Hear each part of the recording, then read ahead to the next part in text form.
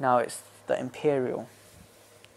Their favourite skills are Restoration, Destruction, Enchanting, One-Handed, Block, and Heavy Armour.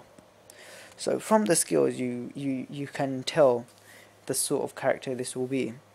Their racial powers is called Voice of the Emperor, and this calms nearby people for 60 seconds.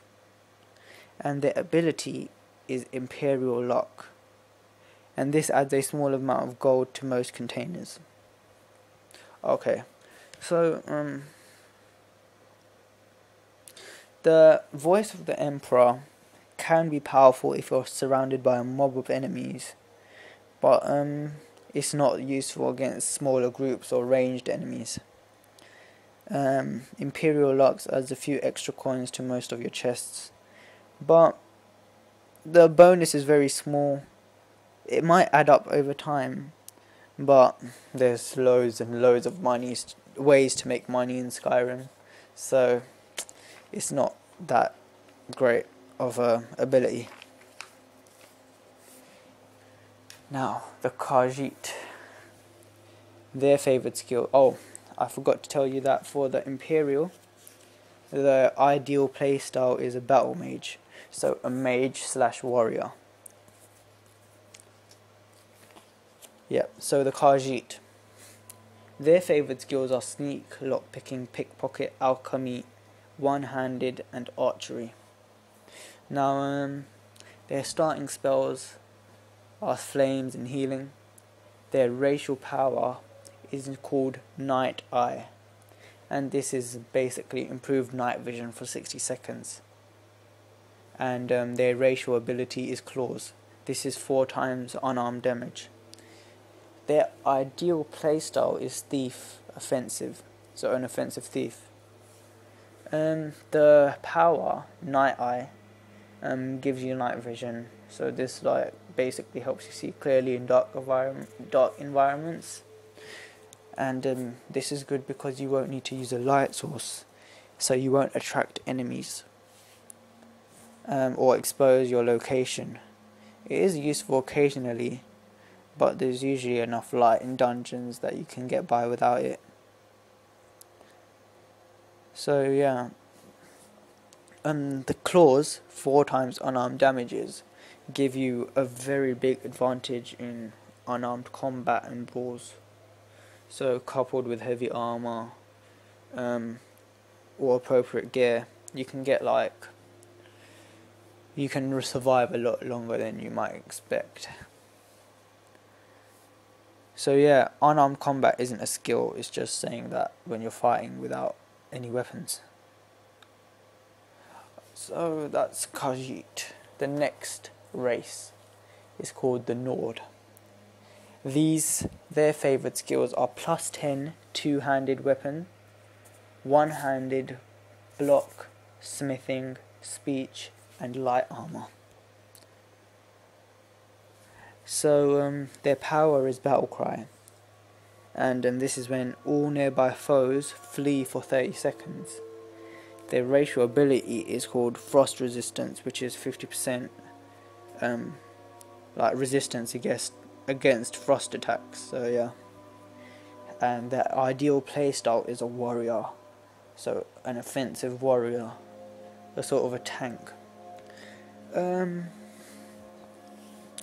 The battle cry is good against a swarm of weak foes, and it buys you time to maybe regain your health or magicka, and you can sort of use it to run away before the fight ends or before you die.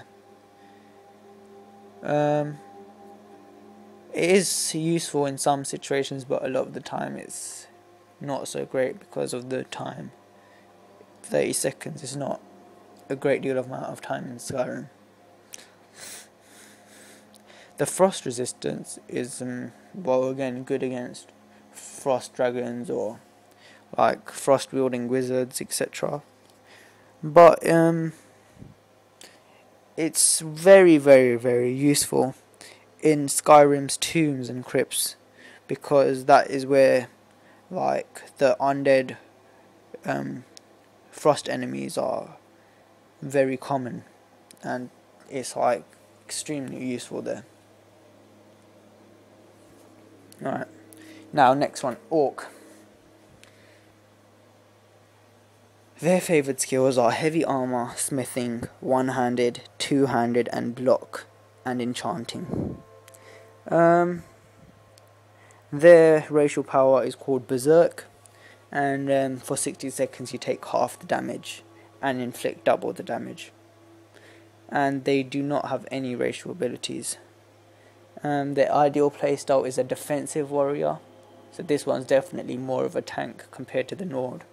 The Nord would give out more damage, like, you know, but the Orc would be able to take more damage.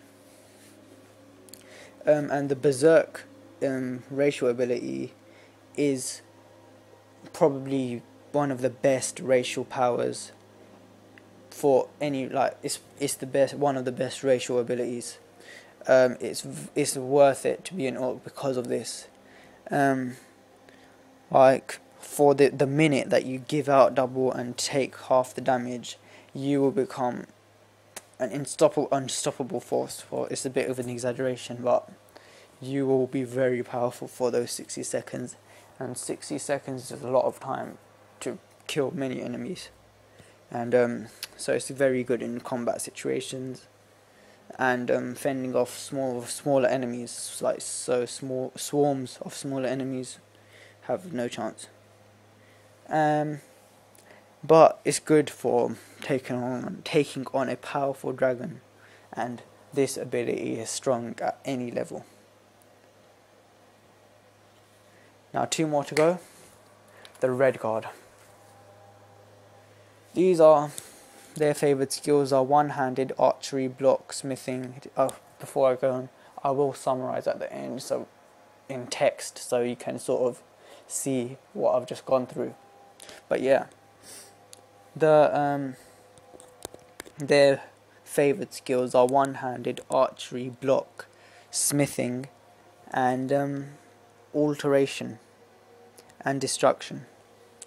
Their racial power is adrenaline rush, so you regenerate stamina 10 times faster for 60 seconds, and they have 50% poison resistance. And their ideal playstyle is a warrior mage, and they can dual wield really well. So I'll try and...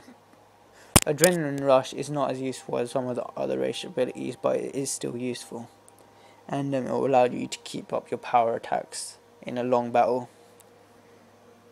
Not many enemies use poison, but it's good against the ones that do. Now the last one is the wood elf. Now, their favoured skills are archery, sneak, lockpicking, pickpocket, light armour, and alchemy. Their racial power is command animal, and the target animal becomes your ally for 60 seconds. And they have 50% disease and poison resistance. And so the ideal playstyle is the archer thief.